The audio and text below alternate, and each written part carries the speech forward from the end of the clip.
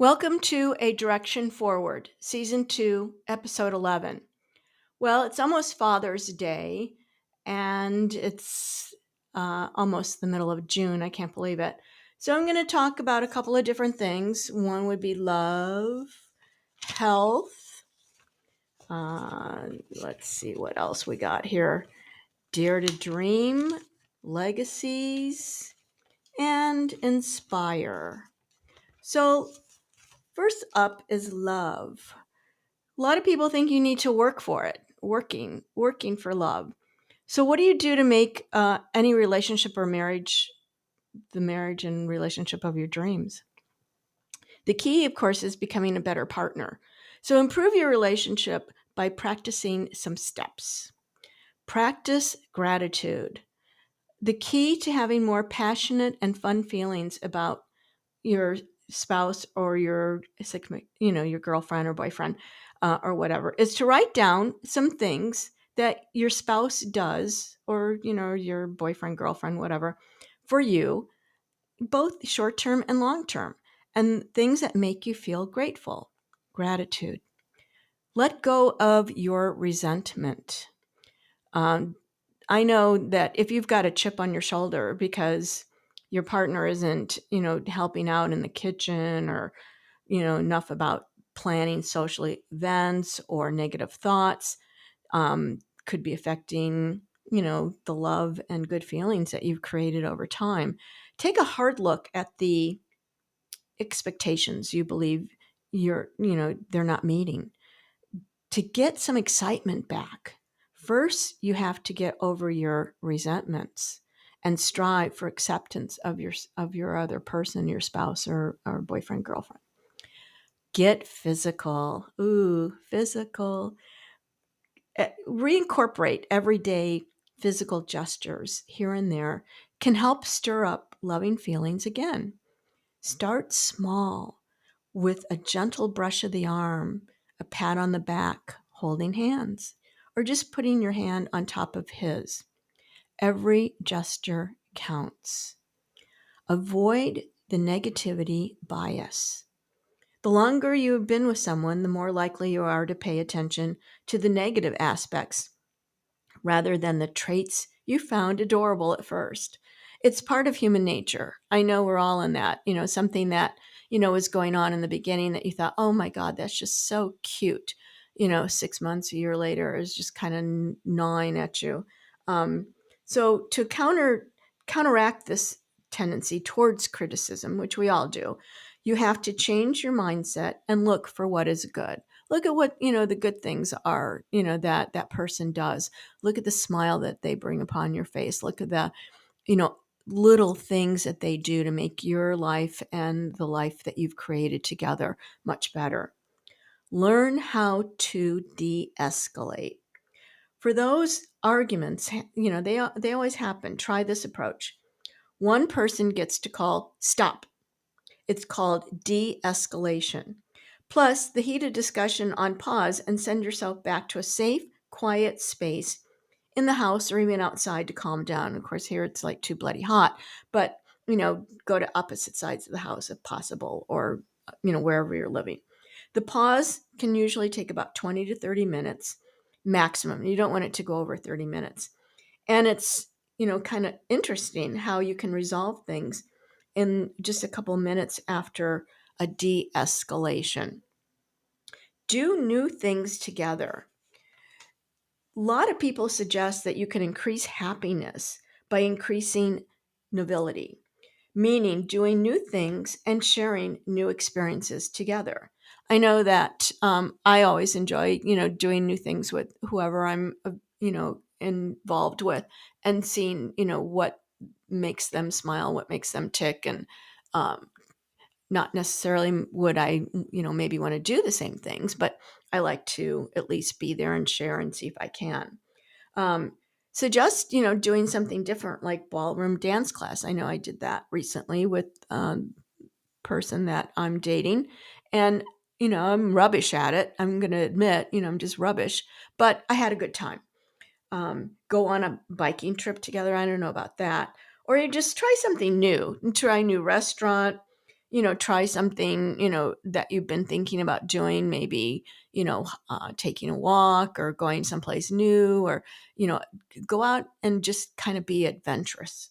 Um, this can also help break up some monotony and build excitement again in your relationship or marriage. Next up is a bucket list, and that kind of goes hand in hand with, thinking of new things to do. It's kind of estimated that approximately 1 in 4 seniors are diagnosed with some type of a mental illness, including but not limited to depression, anxiety, schizophrenia, and bipolar disorder. My goodness. While there are some ways to care for one's mental health later in life, including therapy and medications, certain lifestyle changes can make a big difference. Recent studies show that over 40% of U.S. adults at least 59 years or older all have a bucket list, and some of these that they want to achieve during their retirement years, and many of whom believe it supports overall mental health. So, staying active and engaging later in life is directly associated with more positive feelings about one's mental health. Among typical hobbies and daily routines, the bucket list can help provide a source of inspiration for activity, as well as a sense of focus, momentum, and ultimately fulfillment. A bucket list can be any set task or goal a person outlines as important for them to complete during their lifetime, ranging from something just read more for fun, or hike, Machu Picchu, or, going to a couple of places. I know I have a bucket list of places that I haven't been to. I've been to quite a few, but there's still a bucket list of places that I'd like to go to, and I will go to. It's not I like to go to. I will go to those places. For older adults, meaning or just navigating retirement, bucket lists might seem to be spending more time with their family and friends. About 55% do that, or prioritizing their health and well-being, about 52%, traveling to other countries, 46%, and spending more time in nature, 46%. I'm not a nature person. I mean, my idea of camping is maybe, like I don't know, a Ramada Inn or something. I don't know. Meanwhile, respondents at least 78 years old are excited about traveling to other countries. That bumps it up to 87%. Finding a new hobby, 78%. Focusing on their health and well being, 74%. Seeing more of the world's sights, 74%. And trying a new sport, 74%. So I guess, the older you get, you want to try more things. While it's common to experience increased feelings of worry and apprehension as one ages, it's clear that framing the years to come with a bucket list or similar tool can be a boon for one's mental health and overall positive perspective for the future. And I know we're all living longer and better, and I hope every one of you has a bucket list. So, along with bucket lists, dare to dream. Um, Sometimes dreams do come true. If you've been dreaming about changing your life, the time is to start is right now, regardless of how old you are. Change starts by creating a vision of who you want to become. Seeing is believing. So walk by sight and believe that your best days are ahead of you. Again, a direction forward. Practice these steps as you make your dreams come true. I know I've talked about vision boards. I've talked about manifesting what you want to bring into your life. I've talked about Tony Robbins. So this kind of goes on with your Dare to Dream. And here's a couple of things. Picture your future. Anyone who has achieved anything in this world started with a vision. They create a picture of who you're becoming, not who you are today. Okay, think of who you want to be and what you want to be or do. Imagine what it would look like, feel like, sound, taste, and smell like. Snap that photograph of yourself according to your vision. Keep that in your mind. Again, vision. Focus on your potential. Whatever you focus on expands, so shift your focus on your potential and the upsides of life, not your problems and not the downsides. Seeing is believing. So now that you can see it, you can believe it. Believe in the person you're becoming.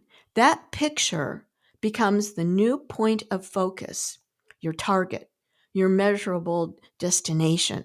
Now you know exactly where you're going. Stick with it. Keep your eyes on the prize. Never let your environment, other people's beliefs, or the limits of what has been done in the past shape your decisions in any way. Even in the face of doubt or controversy, stick with it no matter what. Do not give up regardless of the difficulties you will face. Stick with it. Walk in the direction of your vision. Now that you know where you're going and who you're becoming, take daily action in the direction of your vision until you pick up momentum. Think of your vision as your destination and take steps in the direction of your vision. And last, live it.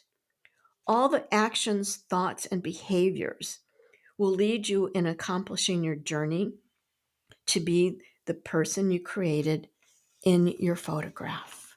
How great is that? So once you do become the person you want to dare to dream, let's savor those memories. Many of us have created, let's say, family trees, hoping to leave something for the generations to come. But we can leave them more than that. We can leave them our personal history, our life story. This is a project you'd like to consider, and there's several ways to proceed. You can acquire an old school cassette tape recorder or stack of cassette tape. I don't even know if you have any, if we even have a place that we can play those anymore. But anyway, label them as to the date you made the recording and the general topics you covered. Again, I don't know if we even have cassette tapes anymore, so that might be antiquated. You can get more high tech and use recording features with your cell phone.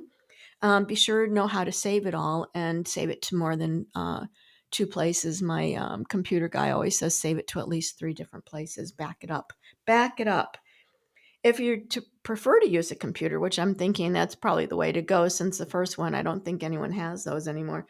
You can type your information, save the files, and make backup copies. You can even print out the pages if you want. And with pages, you can make a memory book, including photos, pasted into those pages. The hard part for many of us will be what to talk about or what to write about. What would you want your future generations to know about you and the life that you've lived? I mean, I think we've all got a story to tell. I know, that sometimes I like, I guess all the time, I like to tell my story. And it's been very interesting. And I still have a lot of stories to tell. So I kind of like, telling jokes or things that have happened to me, truisms. And it's kind of fun to hear me talk about them and people to react. You might start by just flipping through a photo album or making a list of topics and pull scrapbooks that jog your memory. I know recently I found a bunch of pictures that my cousin had sent me, and looking at them and looking at when I was a small child and then growing up and blah blah blah. It brought back a lot of memories, so that was a good thing. A partial list of topics to consider might be your pets, living through tough times, awards you've won, um, relatives, elderly, important people you've met, your first car, where you met your spouse, fads from high school, the scariest moment of your life. Oh my goodness. Best vacation, childhood toy, inventions that have come into your lifetime, the first place you ever lived, dumbest fashion you ever wore, and the person who had the most influence on your life. So get started. Get started. So it's almost Daddy's Day, and daddies are no ordinary hero. I'm just going to say a couple of um, little quotes from people, and they're kind of interesting. A father is someone you look up to no matter how tall you grow. That's from Unknown.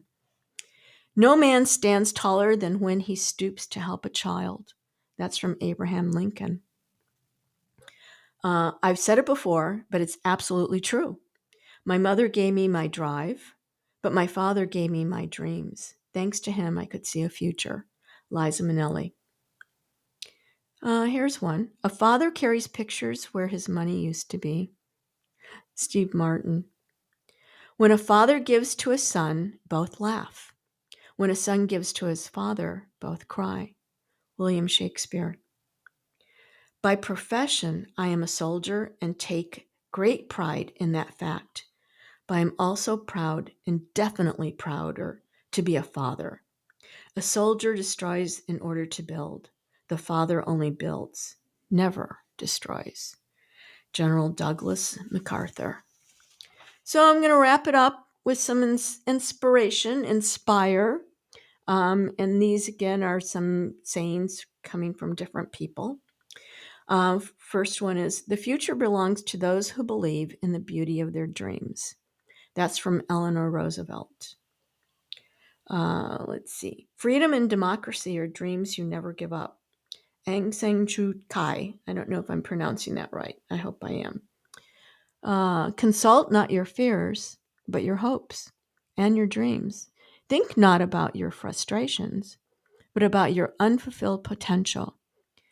Concern yourself not with what you tried and failed in, but with what it is still possible for you to do. Pope John XIII. And the dreams and passions stored within hearts are powerful keys which can unlock a wealth of potential. John C. Maxwell. Well, I hope everybody's having a great summer. I know I am. I'm enjoying myself immensely and looking forward to doing a bucket list and a few other things that I talked about today. So if anyone would like to contact me, I do have an email address. It's called adirectionforward@yahoo.com. Please send me anything, topics that you'd like me to talk about, or talking about my podcast, good or bad. You can't improve yourself unless you know how to improve. So everybody have a great day, and I'll be doing another one shortly. Thank you.